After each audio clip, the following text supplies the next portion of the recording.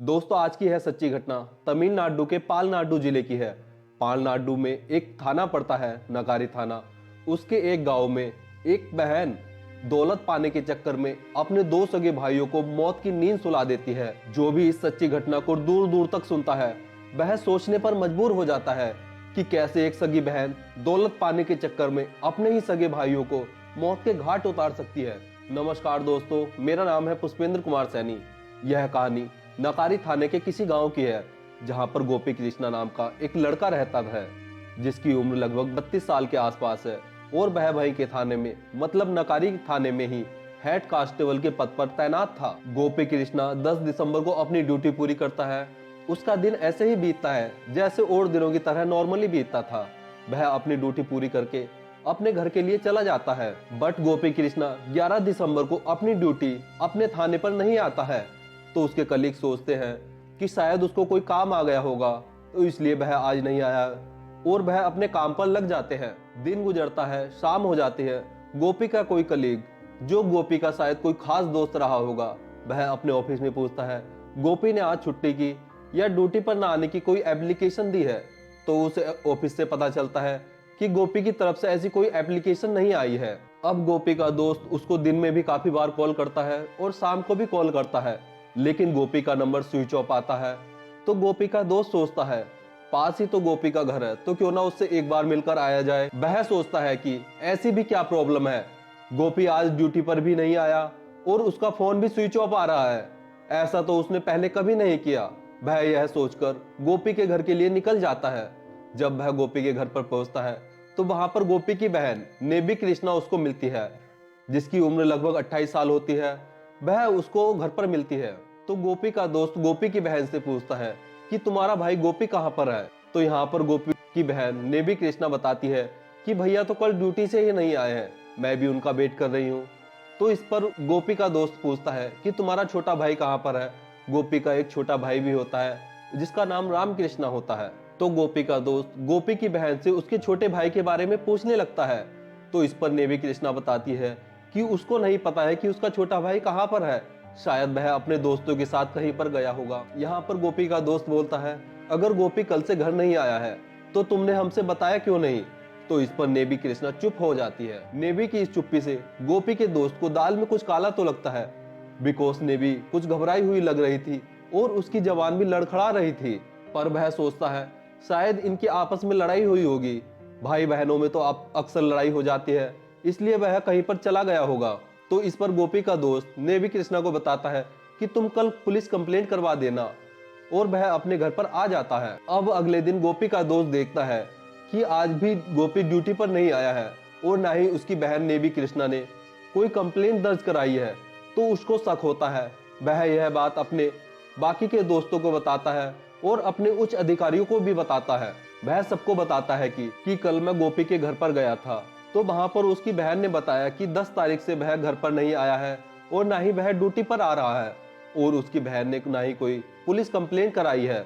तो गोपी के दोस्त की इस बात को सुनकर पुलिस वाले गोपी को ढूंढने लग जाते हैं, क्योंकि एक पुलिस वाला गायब हो गया था। अब जब पुलिस वाले गोपी की बहन नेबी कृष्णा से बात करते हैं तो वह कुछ नहीं बताती है। वह बताती है कि उसे नहीं पता कि उसका भाई कहाँ पर है, वह तो ड्यूटी से घर ही नहीं आया है। वह पुलिस को ऐसा बताती है। अब पुलिस वाले परेशान हो जाते हैं। वह गोपी कृष्णा के नंबर को ट्रेस करना शुरू करते हैं, तो उसकी लास्ट लोकेशन उसके घर की ही होती है। लेकिन नेबी कृष्णा ने तो बताया था कि वह घर पर ही नहीं आया है। तो इससे पुलिस वालों को नेबी कृष्णा पर शक हो जाता है। तो पुलिस नेबी कृष्णा को अरेस्ट कर लेती है और पुलिस उससे पूछताछ करती है। जब पुलिस नेबी से कड़ाई से पूछताछ करती है तो नेबी कृष्णा टूट जाती है और वह सब राज उगलना शुरू कर देती है। वह पुलिस को बताती है कि उसकी मां का निधन बहुत समय पहले हो गया था और इसी साल जनवरी के महीने में उसके पिता का निधन भी हो गया, जिसके बाद वह अपने भाइयों के साथ रहने लगी थी। नेबी कृष्णा आगे पुलिस को बताती है कि उसके पिताजी एक सरकारी टीचर थे। उनके निधन के बाद उनका फंड मिलना था, काफी सारा पैसा था, जिसे लेकर उसके दोनों भाई उससे लड़ते रहते थे। बिकॉज नेबी चाहती थी कि उस फंड के 3 हिस्से हों और उस प्रॉपर्टी में भी जो पिताजी छोड़ गए हैं उसमें भी 3 हिस्से हों। उसके भाई सोचते थे कि नेबी की शादी कर देंगे और जो भी प्रॉपर्टी और जो पैसा होगा उसको दोनों भाई आपस में बांट लेंगे।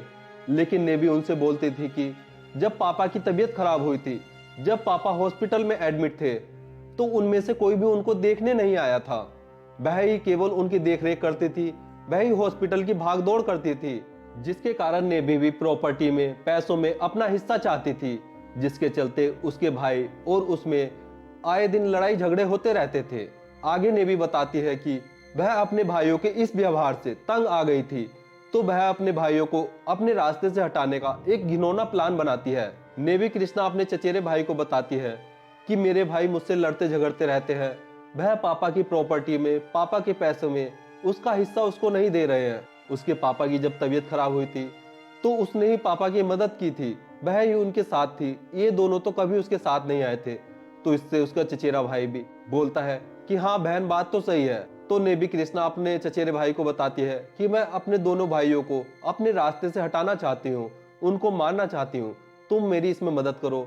और वह अपने चचेरे भाई को लालच भी देती है कि मैं जो पैसा होगा उसमें से तुम्हें कुछ हिस्सा दूंगी और प्रॉपर्टी में से भी कुछ हिस्सा दूंगी। तो उसका चचेरा भाई भी उसके इस प्लान में शामिल हो जाता है। अब नेवी कृष्णा 26 नवंबर को अपने छोटे भाई रामकृष्णा से बोलती है कि मेरे किसी दोस्त ने मुझे शराब की बोतल गिफ्ट की है, तो क्या तुम उसको पीना चाहोगे। अब रामकृष्णा शराब पीता था, तो वह शराब का नाम सुनकर खुश हो जाता है और वह नेवी से शराब को पीने के लिए बोल देता है। अब नेवी कृष्णा शराब की बोतल को खोलकर उसको गिलास में करके अपने भाई को पिलाने लगती है और रामकृष्णा भी पीने लगता है।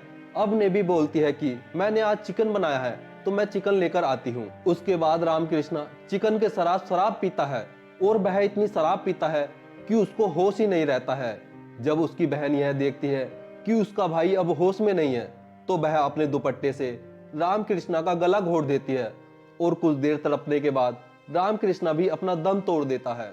अब नेवी कृष्णा अपने चचेरे भाई को फोन करके बुलाती है, बोलते हैं कि तुम बाइक लेकर आ जाओ। उसका चचेरा भाई भी आ जाता है। अब ये दोनों मिलकर रामकृष्णा के सबको एक बोरे में डाल देते हैं। अब टाइम लगभग 7 से 8 बजे के बीच का रहता है। ठंडी का मौसम है, तो गांव में लोग जल्दी ही अपने घरों में चले जाते हैं। इसका फायदा ये दोनों भी उठाते हैं। वह बोरे को, रामकृष्णा की लाश को बाइक पर रखते हैं और गांव के पास ही किसी नहर में उसको फेंककर अपने घर वापस आ जाते हैं, जैसे कुछ हुआ ही ना हो। इसके बाद बड़ा भाई गोपी घर पर आता है और वह नेवी से पूछता है कि रामकृष्णा कहाँ पर है। तो इस पर नेवी बताती है कि गया होगा अपने दोस्तों के साथ, कहीं शराब पी रहा होगा और उसने अपना फोन भी स्विच ऑफ कर रखा है। तो इस पर गोपी सोचता है शायद अपने दोस्तों के साथ कहीं घूम रहा होगा और वह ज्यादा ध्यान नहीं देता है और वह खाना खाकर सो जाता है। अब देखिए दोस्तों, जब माँ बाप नहीं होते हैं, पत्नी बच्चे नहीं होते हैं, तो भाई बहन भी अपने भाइयों को ज्यादा नहीं पूछते हैं, या यूं कहे कि उनकी ज्यादा केयर नहीं की जाती है। ऐसा ही गोपी कृष्णा भी करता है। वह सुबह को अपनी ड्यूटी जाता है और शाम को थककर घर वापस आता है और अपनी बहन से मिलकर सो जाया करता था। अब ऐसे ही 15 दिन बीत जाते हैं और अब दिन आता है 10 दिसंबर का, जब नेवी कृष्णा अपने बड़े भाई को भी अपने प्लान के अकॉर्डिंग उसको अपने रास्ते से हटाना चाहती है, उसको मारने का प्लान बनाती है। अब जब गोपी ड्यूटी से अपने घर पर आता है तो नेवी फिर से वही चीज दोहराती है। वह अपने बड़े भाई गोपी से बोलती है कि उसके किसी फ्रेंड ने उसको शराब की बोतल गिफ्ट दी है, क्या तुम उसे पीना चाहोगे। अब नेवी कृष्णा को पता होता है कि दोनों भाई शराब पीते हैं और वह शराब को मना नहीं करेंगे, तो गोपी भी शराब की बात को सुनकर वह उसको पीने के लिए हाँ बोल देता है और फिर से नेवी उसके लिए शराब करती है, उसको शराब पिलाती है और फिर से चिकन बनाती है, उसको चिकन भी खिलाती है।